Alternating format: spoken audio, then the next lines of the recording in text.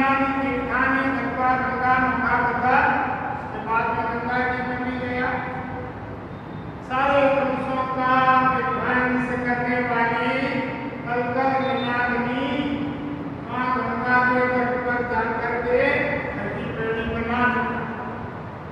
और उसके बाद एक बात, प्रतिबंध विनाशिनी, प्रतिबंध विनाशिनी, प्रतिबंध विनाशिनी कौन है?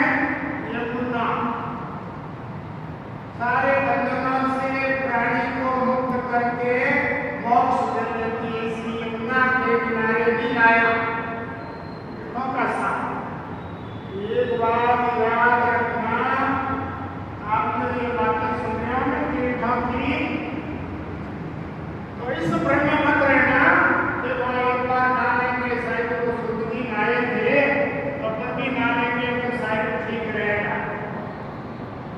लेकिन धर्म कथा ये कहती है इन नदियों का जो माध्यम आप श्रवण कर रहे हो, जो नहाने वाले को लाभ मिलता है, वो आज आपको यहाँ द्वारे में मिल रहा है। ऐसा है, ध्यान रखो, अन्यथा मत करना, सच खाए। के बाद ऋषियों नमन करते हुए सारे तीर्थों में नाच उठा। सारी नदियों का श्रुति विश्वा ततो वेणी कृष्णा तदंतरम तथे स्नात्मा गंगा ज्ञान प्रभाव प्रजम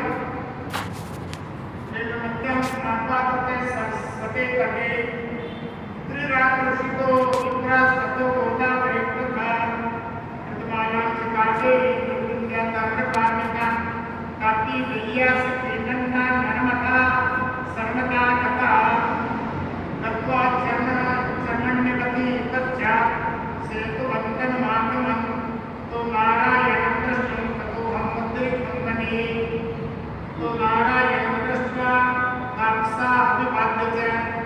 सारे तीर्थों में नहाने के बाद बद्रीनारायण में गया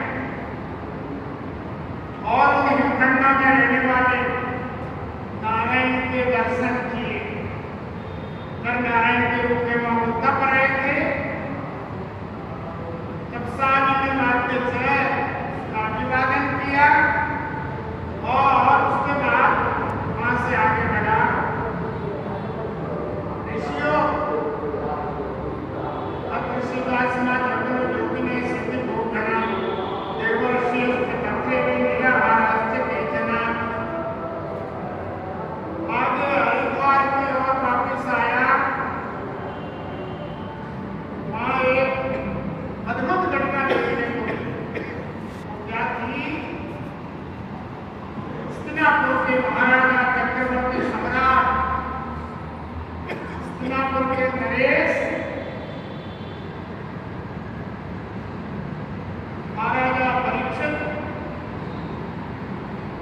सारे राज्यकाल वैभव को त्याग करके पतित पावनी गंगा के तट पर जाकर के बैठक करते और वहां अवधूत योगी सुखदेव मुनि सिंहासन पर बैठ करके और भागवत अमृत पान करा रहे थे। ध्यान रखना, ये अधिक महीना है, इसमें भागवत भी ज्यादा महत्व रखती है। और लोगों जो मैं कथाएं कह रहा हूँ मेरी भाषा समझने में आपको बड़ी कठिन लगेगी, धीरे धीरे ज्ञान आ जाएगा। भागवत भी इसी तरीके से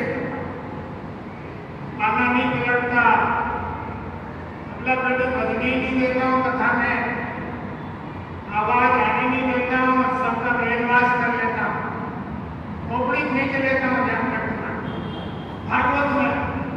और आजकल लोगों ने भागवत बिगाड़ दी, बुढ़ा छाप लोग भी भागवत में तबला पेटी बजा के भजन गाने के बैठ जाते मोहल्ले में, भागवत हो रही है, बड़ी बड़ी दुनिया राधे राधे करके नाच लेती है और फिर लाखों रुपये बर्बाद करते हैं। फिर कहते हैं मेरे पितरों का उद्धार नहीं हुआ, देवता बादशाह आ गया, देवता भयंकर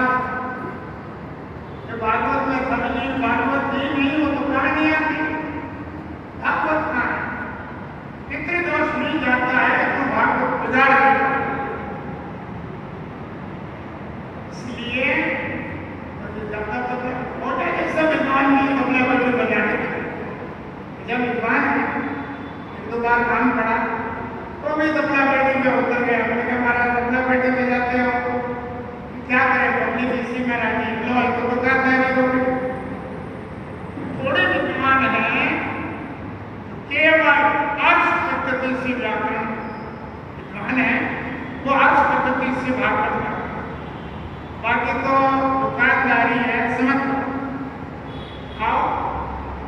तो यहाँ पर भागवत सुना रहे थे। अब भागवत शब्द कौन से लिंग में आता है कोई ज्ञान नहीं है, तुमको से पूछो ना भागवत शब्द कौन से लिंग में आता है, स्त्री है पुरुष है, सीताराम आओ।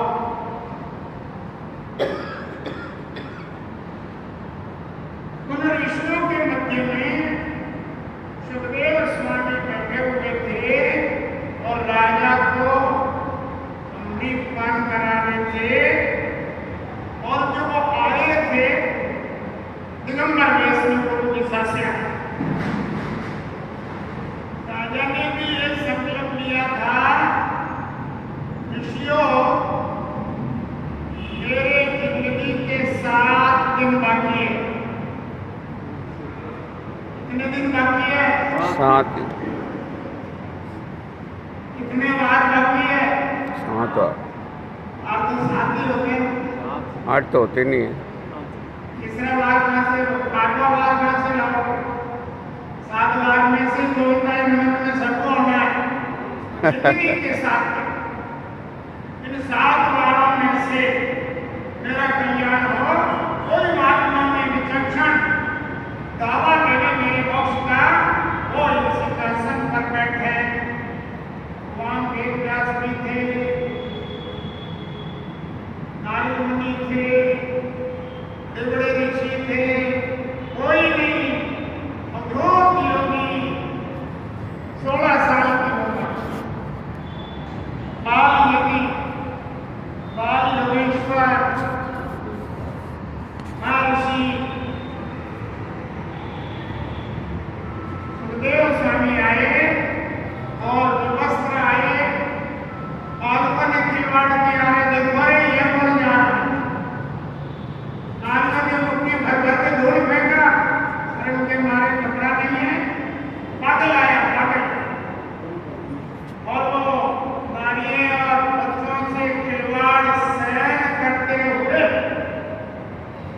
परमहंसों की गति निर्माण मोहा संग दोषा अध्यात्म नित्य निवृत्ति कामम संदेह विमुक्ता, सारे जगत के प्रपंचों से मुक्त।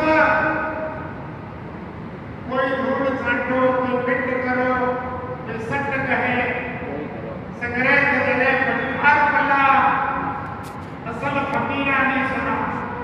कभी सुना नहीं आपने संग्राम में मारा क्या वाणी? असल फकीरा ने सुनो संग्राम दास के पास कोडन फाटो उगलो गले ज्ञान की बिना जहाँ गेलिया कर जाई दूर दूर दुनिया करे। अरे भगाओ भगाओ हंडी हंडी आप। असल फकीरा ने सुनो संग्राम दास के पास ये परमहंस की गति है।